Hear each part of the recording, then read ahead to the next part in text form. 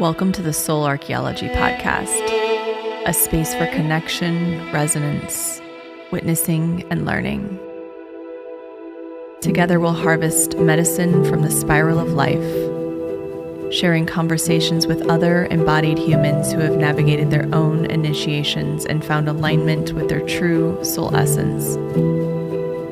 With weekly astrology, energy updates, embodied conversation, and channeled teachings, this is a space for you to land and find resonance with the spiral of your own soul.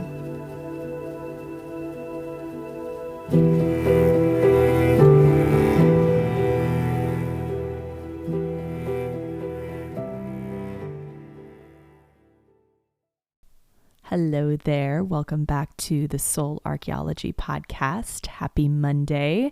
If you're listening to this on Monday or Tuesday or Wednesday or maybe months from now, this will still pertain. This information will still land. It's a transmission, a channeling. So whatever you need to receive from this episode, you will.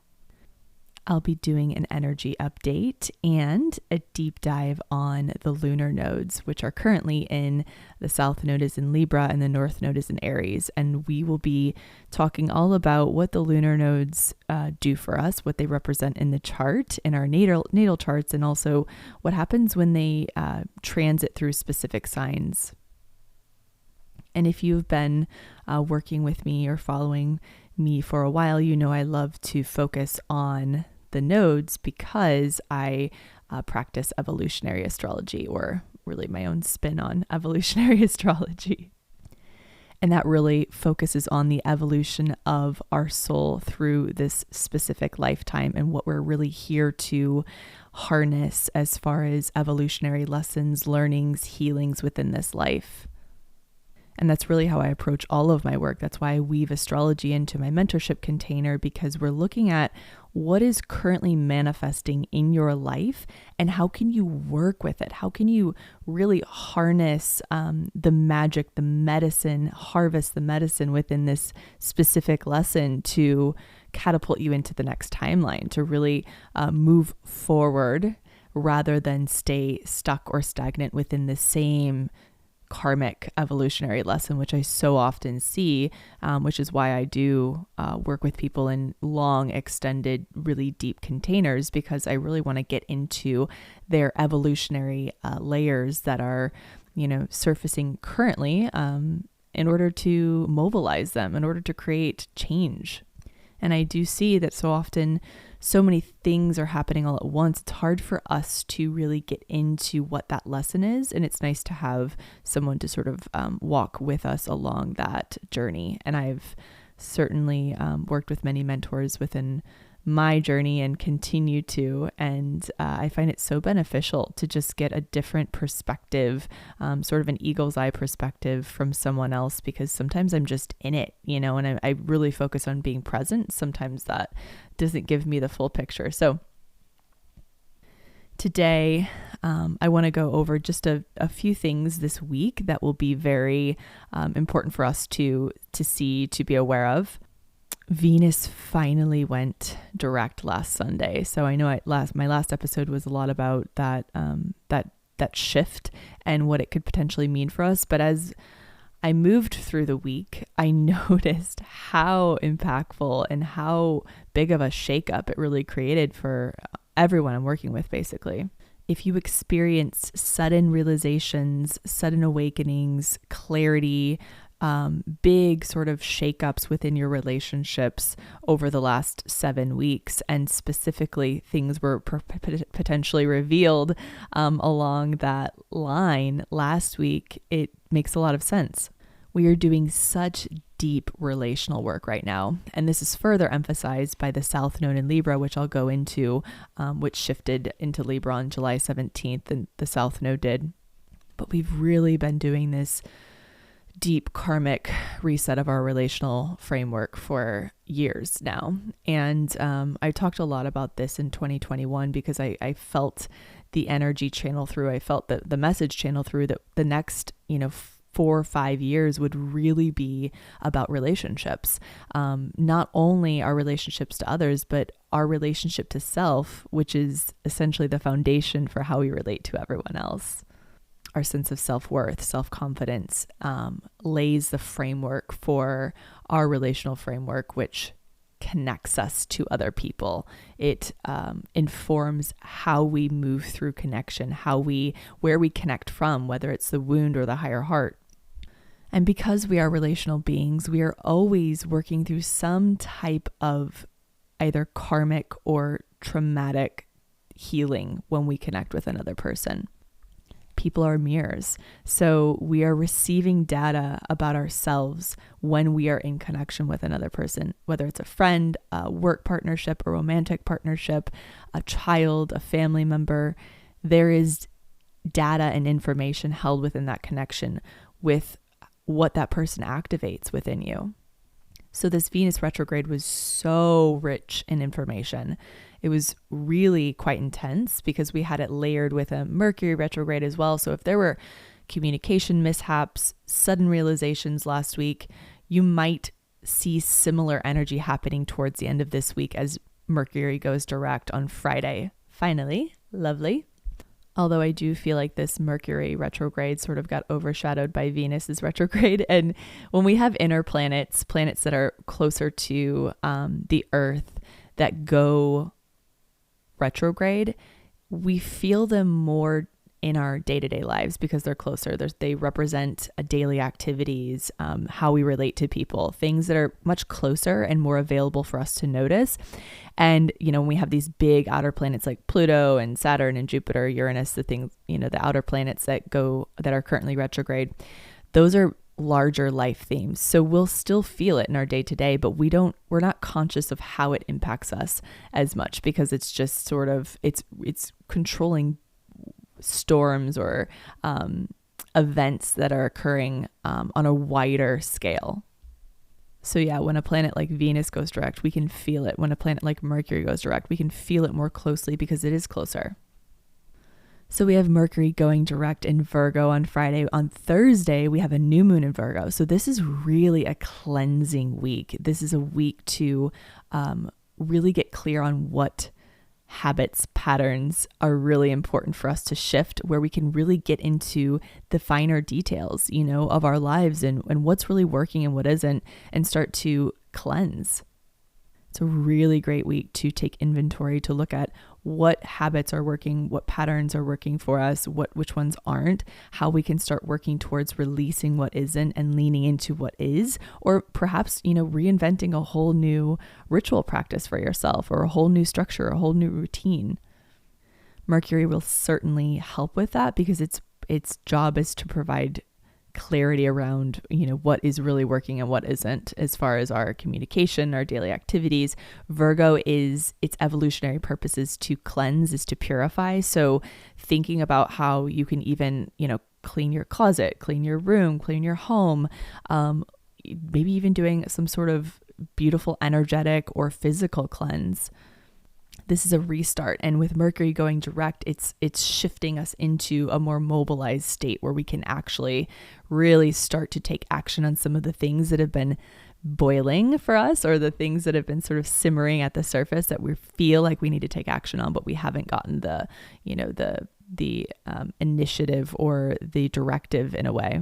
I'm talking to so many people. So many of my clients are ready, they're sort of like buckled up, ready to take the leap, into the next timeline. But there's a lot of missing parts and pieces. And I'm hoping that as Venus, moves through her shadow in September, Mercury starts to move direct, some of those key components will be revealed.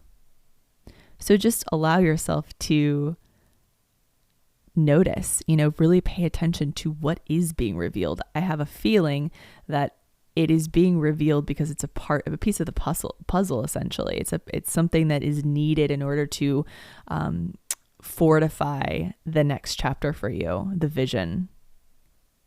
So something that I got a lot of feedback on and questions about on my last episode was the lunar nodes, and specifically the South Node in Libra. And then I promised you all that I would do an episode on the lunar nodes in Libra and Aries. This is the axis that they're currently transiting through. So This is something I love speaking about. I am kind of obsessed with the lunar nodes. When I started studying astrology more deeply, the nodes just clicked in as sort of my one of my focuses and something that really drove my life and provided so much insight for me that I focus a lot on it in my readings. And when I'm working with clients or doing collective work, I'm looking at where are the north and south node currently landing in their charts. And for the collective energy, what the nodes do for each of us individually and collectively is it guides our evolutionary focus. And the nodes are essentially points attached to the moon. And so they're fascinating because they provide so much insight into our evolutionary focus, into our karma and our dharma, where we've been and where we're headed, the past and the future. And then we're held in this middle space in the present moment to choose the past or the future. And that's what's so helpful about the nodes is they provide direction. They provide clarity around, are we leaning back into the past? Are we staying stuck in old behaviors and patterns, or are we leaning towards the future? Are we moving in the evolutionary direction that's intended for us? And I talk about this a lot, but we're always choosing in each and every single moment. We're choosing the past or the future. We're choosing, like the present is where everything's malleable and available to really alchemize and shift and transmute. And this is the juiciness of staying present because you can really notice where we're operating from.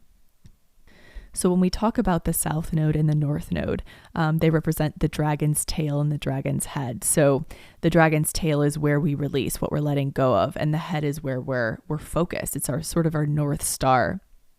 And because we each have natal placements with all the planets and the nodes and the celestial bodies, we each have an individual natal south node and north node, and they're always exactly opposite one another.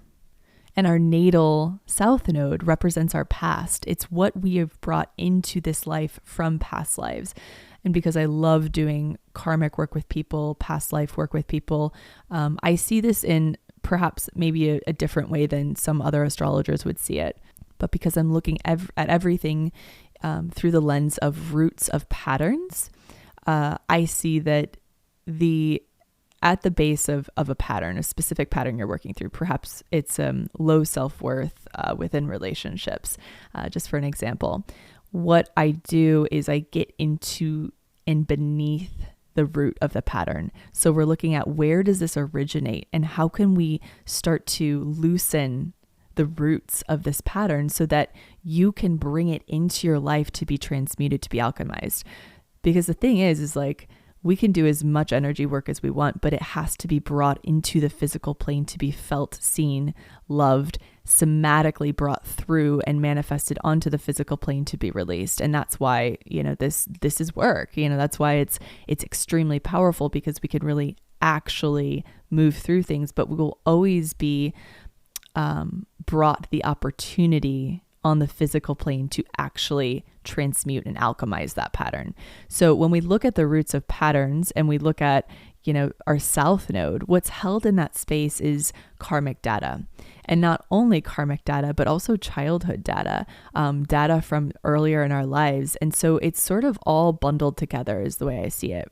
So when I talk about past lives, I'm not just saying that the south node is only related to past lives. It's also reflected in our childhood patterns, because our childhood is so informed by our karma, because we receive our parents and our family members for a very specific reason, to guide us through this life, to enable us to have the opportunities we're meant to have in order to grow into who we're meant to grow into, to learn what we're meant to learn, to essentially direct our evolutionary focus. And so our south node patterns, habits, behaviors are oftentimes also our childhood. And so what's fascinating about the south node is I always say that it's the subconscious. So it's where we default to. It's where 95% of our reality is created, projected from. The south node, or the dragon's tail, is what survives death and rebirth, what we bring through from our last life, that was a heavily trodden path. What our South Node is oftentimes represents the habits and patterns that really drive our lives until we become conscious of them and interrupt that pattern. So this is why I really love working with the nodes, because they're so rich in information as far as what are we really looking at? Like what are the main sort of highways or pathways that you've been driving on over the last however many years you've been on this planet, and how can we start to soften those and create new ones that bring you closer to your alignment, that bring you closer to your heart, your higher heart. So if you're doing any type of subconscious work or rewiring work, it's really, really powerful to really understand your South Node and your North Node, because we can't simply release and let go of things. We also have to invite in new pathways, create new pathways that are more aligned with our evolutionary contract.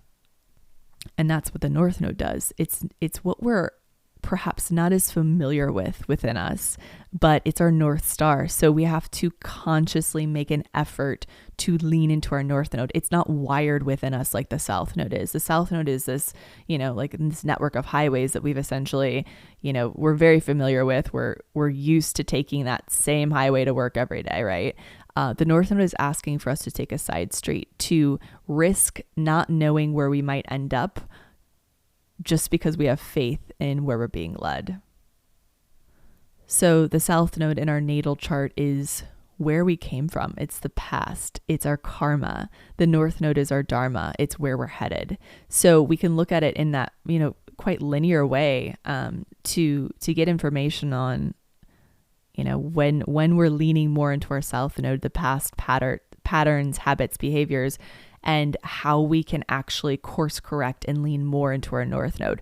So for example, my South Node is Virgo, and every Virgo season I get a little sick, which I talked about last time, which is so funny, between Leo and Virgo, because I think it's really showing and revealing to me all the ways in which I try to control, which is the shadow of Virgo. I try to control my life, other people within my life, to find safety. And depending on where the South Node lands in your chart, it tells you where this is heavily focused. Mine is conjunct my Venus in Virgo. So it's so much held within relationships, this pattern. So I can tell when I'm trying to control someone else, when I'm only feeling safe if I feel like I'm in control within the dynamic. I'm way in my Virgo. When I'm being rigid about plans or things, I know I'm in my Virgo. My North Node is Pisces. So I came here to be a healer, to be the artist, to really lean into the fluidity of life, to allow myself to let go of the control. And when I started learning about the nodes and my own personal nodes, it completely changed my life. I really got into my inner child work. I started to look at where the traumas were held within me that drive that desire for control. And I really was able to start working within those spaces, which is, where all of the alchemy occurs. It's when we get into and beneath those patterns that you can really, uproot them and begin to change your life and create new patterns that are more aligned with your higher self. So we can even think of the North Node as our higher self, and it's always within us, but it's not as heavily wired as some of our unconscious patterns and behaviors are. And because the South Node is the subconscious, it's our default, it's really our comfort zone. We operate from that space without even knowing it, and it's really where we hold unresolved wounds, traumas, and failures from the past, which really interfere with our ability to fulfill our soul contract here. So the South Node is the past, it's karma. The North Node is dharma, it's the future. And personally, when you can look at your South Node, you can really start to understand what those unconscious behaviors are and where they come from. And oftentimes we know we've landed in a wound, or we know we've hit a wound when our reaction is disproportionate to the event itself. So when something feels so big, like I had an event last week that occurred and I felt it actually activate my wound. And I know that this wound is past life related because it's hitting my Virgo, and Mercury was going over my Virgo South Node and my my Venus. And so it was past life related, it was karmic, but it was also childhood and adolescent and early adult related as well. And all of it is still held within the same grouping. So I knew when this event occurred, and it occurred within my relationship, and it was something that activated my wound. And I knew it did because I could feel it land in that space, and I could feel my anger. It was like a sacred rage that came forward that was, disproportionate to the event itself. Like I knew it was an overreaction, but I held space for it because I knew that it activated it for a reason. Like it came forward because it needed to be seen and held. And it opened up a box of sacred rage that has been wanting to be seen and felt for lifetimes, decades. And so when I gave it space to be felt, to be seen and witnessed by my partner, which I'm so grateful for because he could really witness me and hold space for that and know that, what had occurred within our dynamic was still valid and important, but that there was something perhaps more, there was sort of the tip of the iceberg, and I was able to work through it and to allow it to be seen and witnessed. And of course, it's not just like, oh, now it's gone, but it opened up something for me to connect more deeply to myself, because I've been, I'll get into what the Libra and North Node and Libra and South Node and North Node and Aries mean, but I have a Mars and Aries, and I've been trying to access that part of myself, my more of my life force, my fire for a very long time. And my Mars was retrograde until I was 27, I think. So I lived outside of my power for a really long time, and I'm still working towards really feeling the fullness of it, the full capacity of it, and how to balance it and work with it in conjunction to all of my Libra placements. So that's kind of when something has activated a wound or something karmic or something a trauma related from childhood, is you feel that it's much bigger than the event itself. So we each have a natal South and North Node, and you can look that up. You can book a session with me. We can go over it more deeply, but it really directs our evolutionary focus, and it gives us so much rich information on rewiring patterns and behaviors that aren't serving any longer. If you're doing subconscious work, I highly recommend really getting familiar with your South Node. And that never changes for us, and it gets activated in many different ways throughout our lives. We have nodal returns. We have natal aspects to certain planets that give us the flavor and the energetic imprint of our North and South Node in our charts. But then we also have the transits that create a certain type of alchemy for us to work with our North and South Node. And then, of course, they're always shifting in the sky. So what I'll talk about now is our collective evolutionary focus, where the South and North Node currently are, and how it's impacting our evolutionary focus as a collective. Wherever the South Node is, like we just had it in Scorpio for, almost 2 years, and it's moved into Libra, and it moved in on July 17th, 2023, moved into Libra, and it will be there until early January of 2025. So this is really giving us the flavor for the end of this year, all of next year. And wherever the South Node is, it shows us where we're releasing karma and shadow within ourselves and in our collective.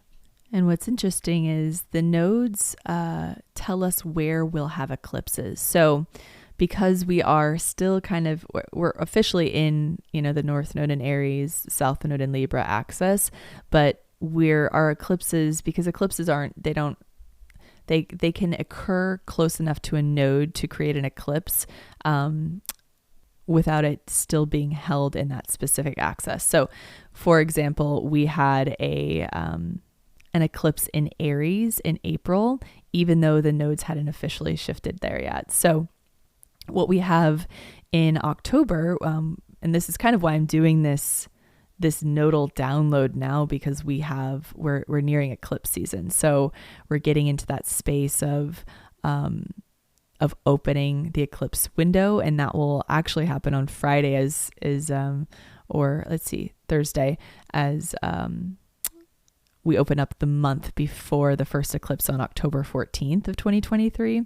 And that will be in Libra. So it's our first eclipse in Libra, a solar eclipse happening actually on my birthday. So this should be wild. I might just dissolve into a star or something. I'm not sure what's going to happen. And then we actually have an eclipse in Taurus then on October 28th at the end of that month. And that is, the eclipses come in pairs and they happen every 6 months. So we have 2 eclipses in October, and so we're entering eclipse season. And like I said, the lunar nodes are what tell us the flavor of these eclipses. So I'll do a full eclipse episode as well, but I just wanted to touch on that because it really does show us where we're being rerouted, and where we need to reroute. And the South Node in Libra is all about releasing patterns, unhealthy relational patterns, unhealthy patterns around connection, specifically people pleasing, self-abandonment. And where it lands in your chart really shows you what area of your life this energy is being housed in. If it's in your 3rd house, it's asking for you to release the need to always be perfect when you speak, to perhaps people please, and to not speak your truth for fear that you won't be accepted, or for fear that you will rock the boat. Libra loves to keep the peace. And of course that's important, but what we're looking at is we're releasing the shadow of Libra, right? And leaning into the highest expression of Aries. So we're not here to burn everything down and sort of like, recklessly go through with a sledgehammer and just destroy everything in our life, but we're here to do it in an elevated, evolved way. And that's what we're always looking for when we're working through evolutionary lessons. We're looking at how would I have responded before, whether it's a past life, childhood, 2 weeks ago, and how can I respond from a more evolved part of myself.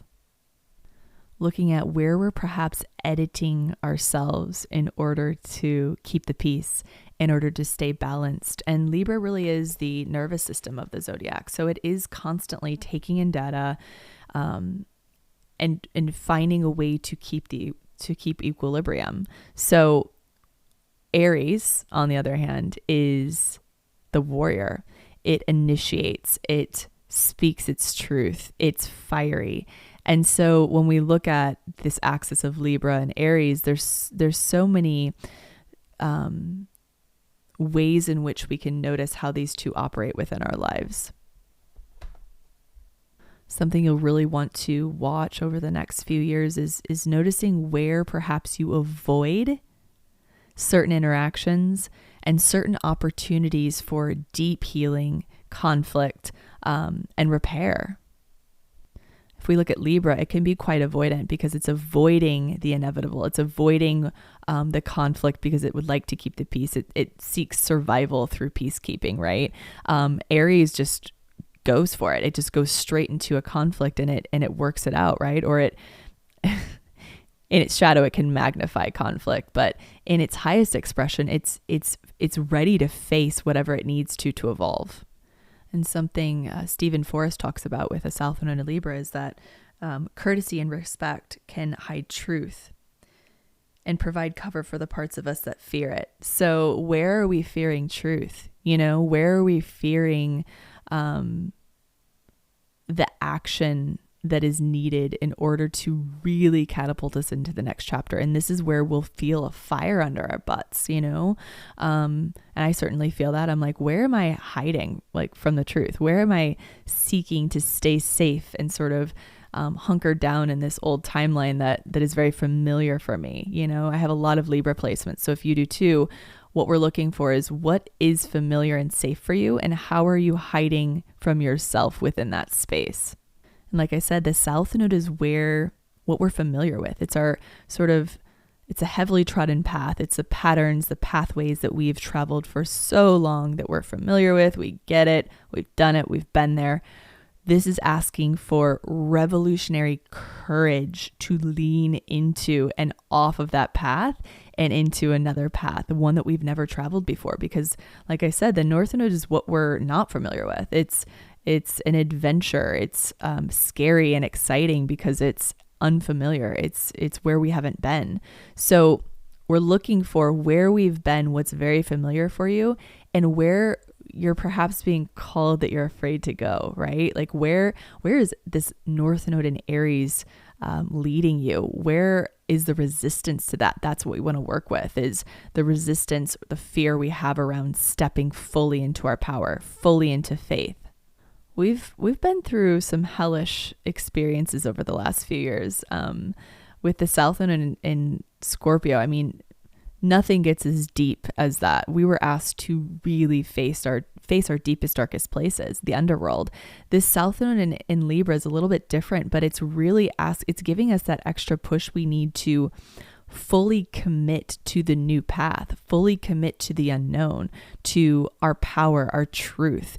It's the Jedi. It's an evolved warrior. The highest expression of Aries is that it's the evolved warrior. It's not the reckless warrior that just charges into battle without, bringing his consciousness along with him. It's the evolved conscious warrior that we're looking to lean into.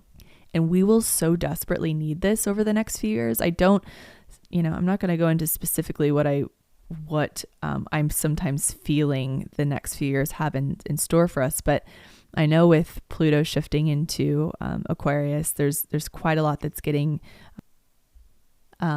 kicked up.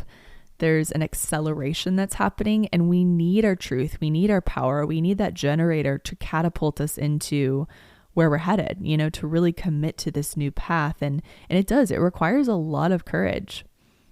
There will be a lot of mistruths, a lot of manipulation revealed over the next few years. Especially we have an election in America, so that's always a bit sketchy, and a lot of manipulation occurs during that time. That's just how elections are essentially set up.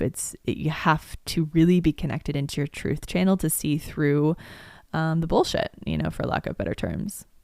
And that's really what this time is asking for us from, now until and into 2025. The focus will be on radical courage, evolved conscious warrior energy, and where we perhaps can lean more into our truth channel and speak from that space, regardless of how we know it will be received on the other end. Libra loves to keep the peace, so we need to release the parts of us that feel unsafe being in our power, being in our truth, speaking what's really right and real for us. And I'm certainly not encouraging recklessness, right? Because that's the shadow of Aries. We don't want to lean into the shadow of Aries. We want to lean into the evolved conscious warrior. So not, entering into a conversation with someone you're having conflict with and just taking a sledgehammer to it, but instead really working with your own shadow, your own wounding to step into that higher timeline. And that's what we need. We need conscious conflict, right? Conflict is where we get to the juicy medicine beneath the surface. Conflict is where we create rupture and repair that fortify and strengthen bonds. So the shadow of Libra is avoidance and, just keeping the peace. And that's where we drift off and apart from our connections. That's where we tend to avoid the conflict to stay safe, quote unquote, and it's really a paradox because we're not creating connection when we do that, right? Connection is found in connection, in leaning in choosing to have those hard conversations, in choosing, honesty and knowing you can bring love to honest, hard conversations. So this is really where our relational work is taking us. And we've been doing so much nervous system trauma work over the last few years around connection in particular, because with the South Node in Scorpio and the North Node in Taurus. But this is taking things a bit deeper and asking for us to move through conflict in an evolved way. And wherever this lands, wherever Libra and Aries land in your chart, that tells you where you'll see this most. I've been working with a lot of people, I know for myself at least, and working with a lot of people who have had the South Node or the North Node cross their ascendant recently, which is a total identity rebirth. And yeah, like wherever this lands shows you where this energy is mostly housed in your chart. So take note that we do have an eclipse on October 14th and October 28th. Those will be opening brand new portals for essentially us really stepping into our power.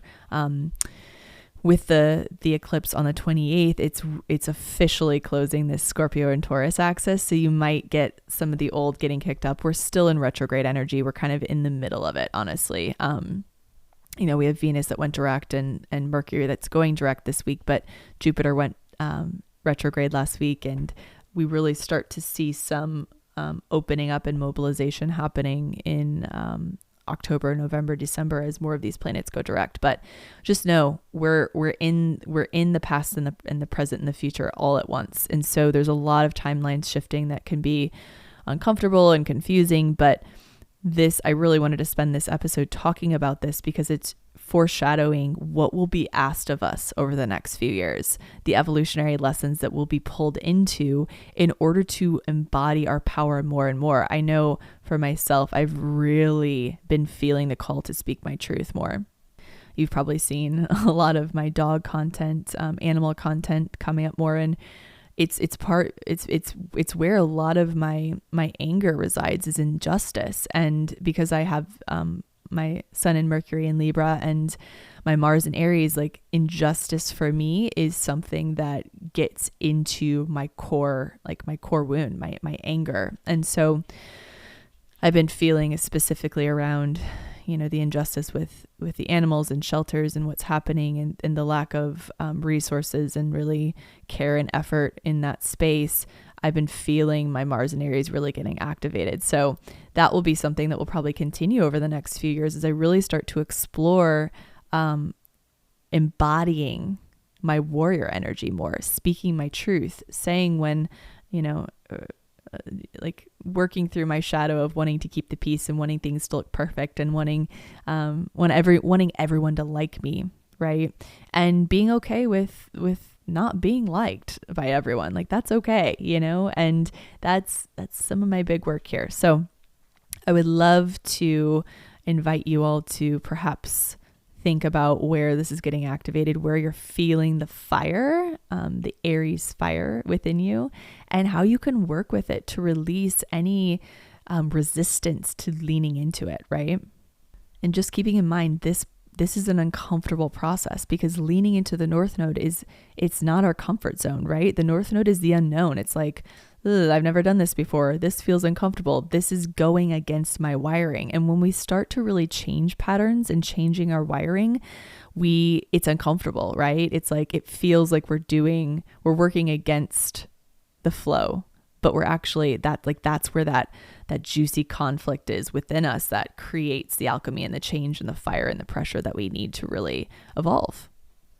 So I love that because before I began recording, I pulled the Lion card from the Untamed Elemental deck for all of you. And Lion in this deck is all about justice.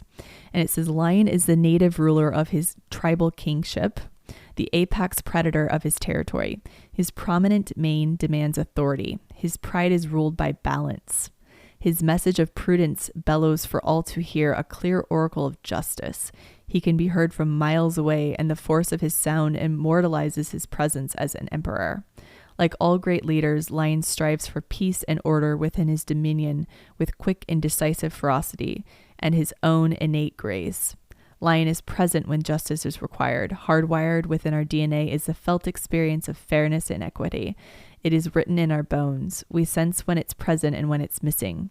This knowing can be obstructed by the interferences of the world, and we might talk ourselves out of speaking truth because of the false perception that our voice doesn't make a difference. Lion invites you to tap into the prevailing potency of his roar when advocating for justice. When it's balanced, prevailing justice, willingness to speak up. Imbalanced is fear of disrupting the order of the old guard. To bring into balance, tune into your essential self and envision a deep intellectual cleansing of all strong opinions living in your awareness. I love that so much because it's literally exactly what we were discussing. And that's the other thing with, the North Node in Aries is activating our own leader within, because we are moving from this more hierarchical Piscean construct into the Aquarian age where we're all our own channel leader. It's bringing in the evolved self, a focus on the evolved self, and then purifying our connections from that space. So understanding the importance of equity and fairness and justice, and allowing that to initiate us into our own inner leader, and speaking our own truth. And the quote for you today is from David White, who I've quoted quite a bit, but I just love his work. And this is something this little piece is something I've held close. It's from Consolations, and it's about honesty. And he says, every human being dwells intimately close to a door of revelation they are afraid to pass through. Honesty lies in understanding our close and necessary relationship with not wanting to hear the truth. The ability to speak the truth is as much the ability to describe what it is like to stand in trepidation at this door, as it is to actually go through it and become that beautifully honest spiritual warrior, equal to all circumstances we would like to become. Honesty is not the revealing of some foundational truth that gives us power over life or another, or even the self, but a robust incarnation into the unknown, unfolding vulnerability of existence, where we acknowledge how powerless we feel, how little we actually know, how afraid we are of not knowing, and how astonished we are by the generous measure of grief that is conferred upon even the most average life. Honesty is not a weapon to keep loss and heartbreak at bay. Honesty is the outer diagnostic of our ability to come ground in reality. The hardest attainable ground of all, the place where we actually dwell, the living, breathing frontier where there is no realistic choice between gain or loss. So, I invite you all to do a introspective study of your own inner spiritual warrior, your conscious warrior, and how you can lean more into that archetype within you, where you're perhaps hiding from the truth or withholding the truth for fear of rocking the boat or disrupting your familiar life structure at the moment, knowing that we can't really pass into the next chapter without some conflict. So, sending all of you so much love. I hope that you've enjoyed this episode. If you have questions, please reach out. Please, if you don't mind, leaving a 5-star review, a rating on Spotify and Apple, subscribing. All of this helps me so much in gaining traction and awareness and exposure, which help me keep the podcast going, because I don't do any, as of right now, I don't do any sort of brand affiliations or marketing. So this is I just do this because I enjoy it and because I love, connecting with all of you in this way. So thank you. Have a beautiful day, and I will talk to you next week.